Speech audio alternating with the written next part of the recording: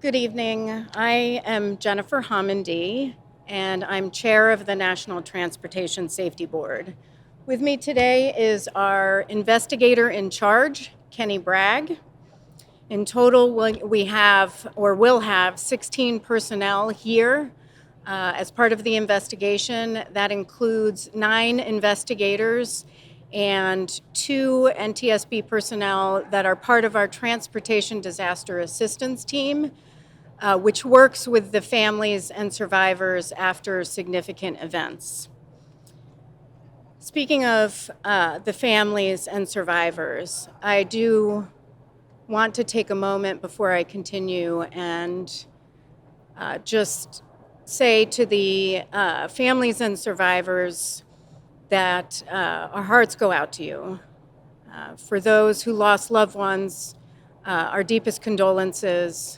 And for others that were injured, just know that we are praying for a full recovery.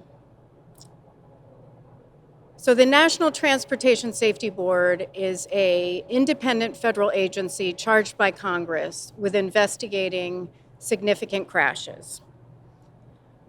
We were notified at some point mid-morning that there was a crash at 8:15 a.m. this morning involving a motor coach that was operated by Pioneer Trails.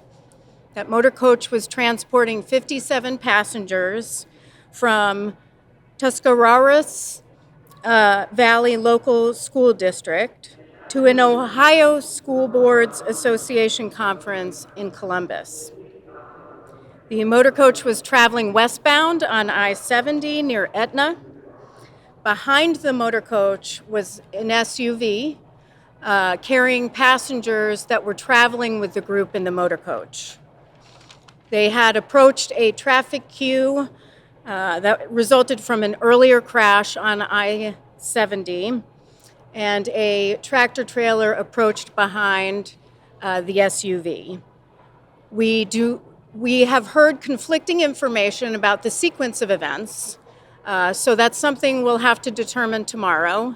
But we do know that at least 5 vehicles were involved. The 3 vehicles I mentioned, the motor coach, SUV, and the commercial motor vehicle, and at least 2 vehicles in front of the motor coach, another passenger vehicle, and another commercial motor vehicle. I do want to take a second and give our thanks to the Ohio State Highway Patrol. The Highway Patrol has been an incredible resource. They have an incredible team, and I just want to say thank you, and we really look forward to continuing to work with you throughout this investigation. Now, we just arrived, so I don't have a lot of information to share. What I will tell you is tomorrow morning we will begin with an organizational meeting, and then we will go to the scene of the crash where we'll begin our investigative process. Tomorrow afternoon, I will have an update for you all. We'll probably have a press conference somewhere around 4 o'clock. Please monitor ntsb.gov and our social media. X, formerly known as Twitter, will have a tweet up on when our next press conference is. So with that, I will take any questions that you have. If you wouldn't mind sharing your name and your affiliation.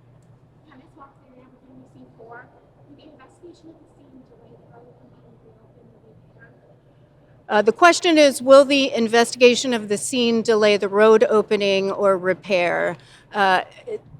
It should not delay in this crash. We can work around any sort of traffic, but it shouldn't delay the reopening or repair, not to my knowledge.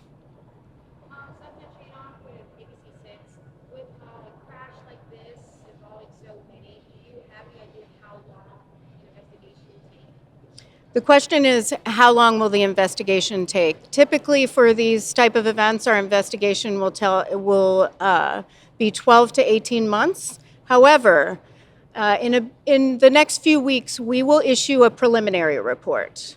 It's usually about 10 days after we leave the scene. We'll be on scene about 5 to 7 days.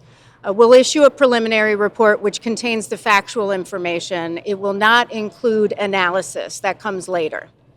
After we leave the scene, well, let me first address what we're doing on scene. What we're doing on scene is collecting the perishable evidence. We're looking for cameras that may have been in motor vehicles or the motor coach.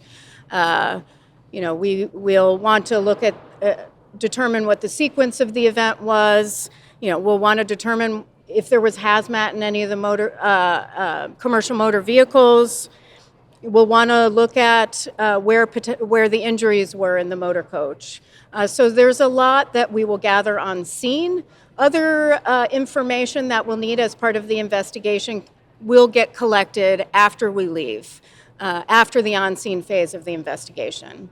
One thing I will also mention, aside from the preliminary report and the final report, is that any time during the investigation, we can issue urgent safety recommendations. If we see there is an urgent need to issue something to certain entities or industry-wide, we will not hesitate to issue safety recommendations. We've done that many times, and we would do that this time if we believe there is more of a systemic safety issue or something that we need to get out.